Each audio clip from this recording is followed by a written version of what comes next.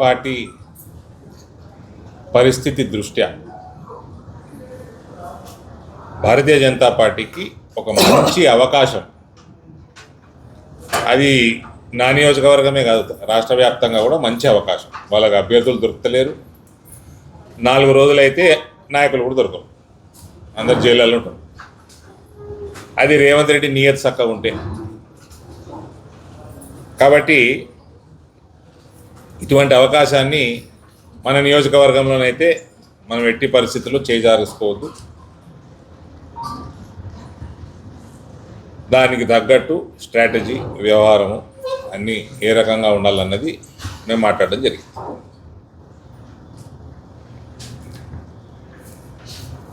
ఏమైనా ఉంటే మీరు అడగండి. చెప్తే కదా ఇప్పుడే ఎట్లా వెళ్ళిపోవడైంది. ఇక్కడైతే మనకి టీఆర్ఎస్ ఎక్కడ కనబడతలేదు, ఇందూరు జిల్లాలో కనబడతలేదు. ఈడ కూడా నాకున్న 2 నియోజకవర్గాలలో కూడా టీఆర్ఎస్ టికెట్ అడిగేట వాళ్ళు కూడా చాలా తక్కువ మంది ఉన్నారు. అది good opportunity for BJP to strengthen further.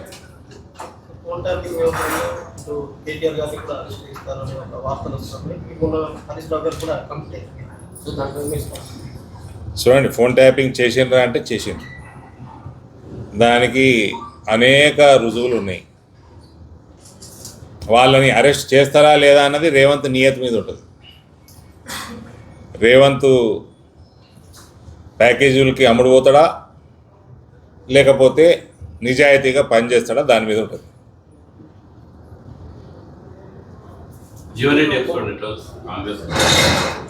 వస్తాడు, చెప్పండి, పర్లేదు, వేరే సబ్జెక్ట్.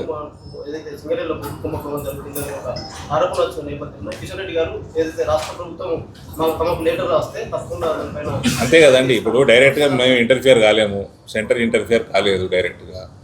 రాష్ట్ర ప్రభుత్వం నియత్ మంచిగుంటే రాస్తుంది, నియత్ మంచి లేకపోతే 2 ఏళ్ల తర్వాత రాస్తుంది. ఏది ఇది కాళేశ్వరం అప్పయ్యపినట్టు. ఇంకోటి ఆ కేటీఆర్ ఏదో ఇంతకుముందు మాట్లాడినట్టున్నాడు పోయే ముందర, అసహనమా? ఓ దేనికి? వ్యక్తిత్వ అంటే క్యారెక్టర్ అసాసినేషన్. అరే చెర్సీకు క్యా క్యారెక్టర్? చెర్సీ అంటే తెలుసా? చెర్సీకా క్యా క్యారెక్టర్? డ్రగ్స్ తీసుకున్నటువంటి ఏం క్యారెక్టర్యా? డ్రగ్ తీసుకునే కాదు, దీని మీద ఇంకో కేసు పెట్టాలి, డ్రగ్ పెడ్లర్ కేసు పెట్టాలి, డ్రగ్స్ని ప్రమోట్ చేసిన కేసు కూడా పెట్టాలి. Is Pablo Escobar of Telangana. దాంట్లో కూడా డబ్బు సంపాదించారు వీళ్ళు కల్వకుంట్లో. వాళ్ళదేం క్యారెక్టర్ అండి సార్? చెప్పండి. ఇప్పుడు ఇక్కడ జగిత్యాలు నియోజకవర్గంలో జరుగుతున్న పరిణామం అవుతుందో అది మంచి వాళ్ళకి అర్థమవుతలేదు. మన స్ట్రేట్ ఫార్వర్డ్ పాలిటిక్స్ చేస్తాం మేము. మన స్పీకర్ అన్నాడు, ఇక్కడ ఎమ్మెల్యే ఏ పార్టీ మారాలి, బీఆర్ఎస్నే ఉన్నాను, అట్లే అనుకుంటాం కదా. స్పీకర్ చెప్తుంది. ఇంకా కార్లేకి పొద్దున వస్తాయి, ఇక్కడికి రాగానే ఫ్లెక్సీలన్నీ వేరే తిరుగున్నాయి పట్టణంలో. మాలాంటి కూడా అర్థమవుతలేదు ఎమ్మెల్యే ఏ పార్టీలో ఉన్నాడో, ఎన్ని రోజులు ఉంటాడు. ఇప్పుడు పార్టీ మారినైనా మారలేదని చెప్తే ఎంత ఏందన్నట్టు, మళ్ళీ మారుతారన్నట్టే కదా.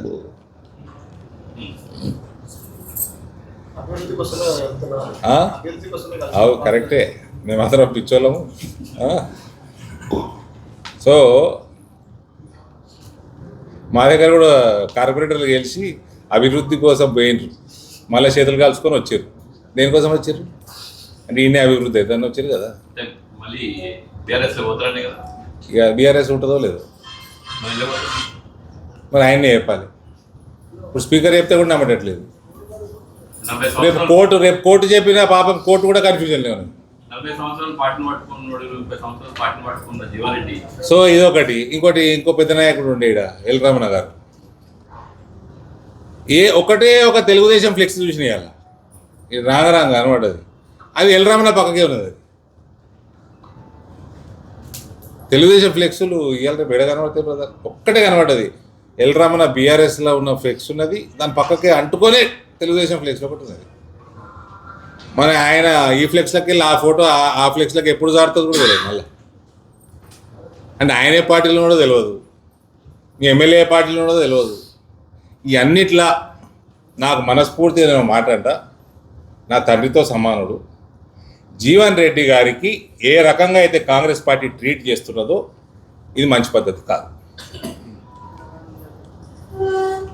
పార్టీలో పక్కన పెట్టేరాడు అటువంటి వ్యక్తిని ఈ వయసులో హింసించడం దానంత పాపం ఇంకోటి లేదు. ఆయనతోటి మాట్లాడవచ్చు, ఆయనని కన్విన్స్ చేసుకోవచ్చు. ఆయన పెద్ద టఫ్ క్యారెక్టర్ ఏం కాదు, పాపం మంచోడు, చాలా సౌమ్యుడు. ఇట్లా ఈ రకంగా మనక్షోభకి గురి చేయడం అన్నది ఇది కాంగ్రెస్ పార్టీ మంచి విధానం కాదు. మేము ఇప్పుడు ఎలక్షన్ల టైం, కానీ నేను నిజంగా కూడా నాకు కూడా బాధ ఉంది. చక్కగా పోయి ఆయనను పోయి పలకరిద్దామని ఉంది. ఎలక్షన్స్ టైం కాబట్టి కుదలేను, బాగుండదేమో, ఆయనకు కూడా మంచిది కాదు. అది ఆయనకు కూడా తెలుసు. ఆయనతో కొట్లాడ కూడా ఇష్టం లేకుండా నేను లోపల అనుకుంటుంటే ఈ పెద్ద మనిషి ఇటు ఎందుకు వస్తుండే కరీంనగర్ వాళ్ళు, కానీ ఆయన కరీంనగర్కి ఎక్కువ సుపరిచితుడు, ఇక్కడికి ఎందుకు వస్తుండ అని అనుకుంటుంటే ఆయన వచ్చిండు, తప్పు చేసిండు. సరే, వాట్ ఎవర్ ఇట్ ఈస్, ఆయన చేసిన జగిత్యాల ప్రాంతానికి చేసిన సేవ, రాజకీయంగా ఏ స్థాయికి ఎదిగిండో ఆయనని ఈ రకంగా ట్రీట్ చేయడం అన్నది ఇది మంచి పద్ధతి కానే కాదు. మీకు ఎమ్మెల్యే మనుషులకు ఏమైనా టికెట్లు ఇవ్వాలి, ఎమ్మెల్యేని తీసుకున్నారు, ఆయన వచ్చిండు అభివృద్ధి కోసం వచ్చిండు. సరే, ఎంత అభివృద్ధి చేస్తారో చూద్దాం. ఆయన చేసే అభివృద్ధి మా దయ్యతో అయ్యేటి అవుతున్నాయి అంతే. నేను ఆయనతో ఫోటోలు దిగితే పెద్ద అది అడ్మినిస్ట్రేటివ్ ఫోటోలు, అవి ఆర్గనైజేషన్ ఫోటోలు కాదు, అవి nothing to do with organization. Revanth Reddy Narendra మోడీతో ఫోటోలు వచ్చినట్టు, అమిత్ షా తోటి వచ్చినట్టు ఇవి అంతే. No other, you need not read between the lines. So ఆయన అభివృద్ధి కోసం వచ్చిండు కదా, ఆ అభివృద్ధి మా వల్ల వస్తున్నది. కాంగ్రెస్ పార్టీతో లొట్టపీస్ కూడా వస్తలేదు, రూపాయి లేదా.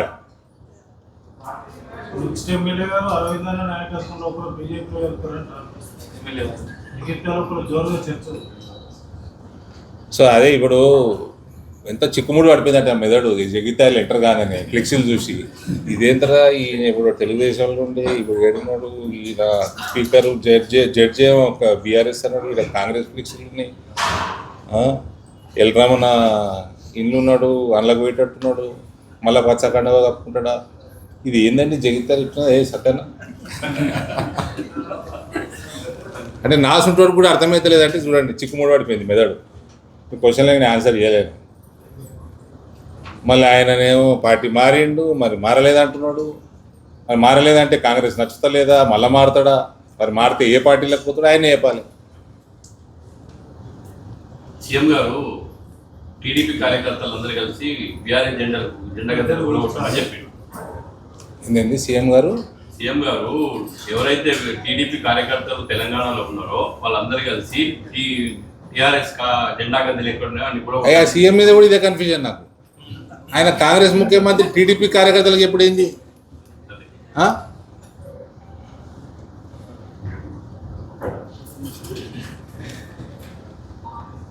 ఈ పరిణామాలన్నీ ఏంటి అసలు?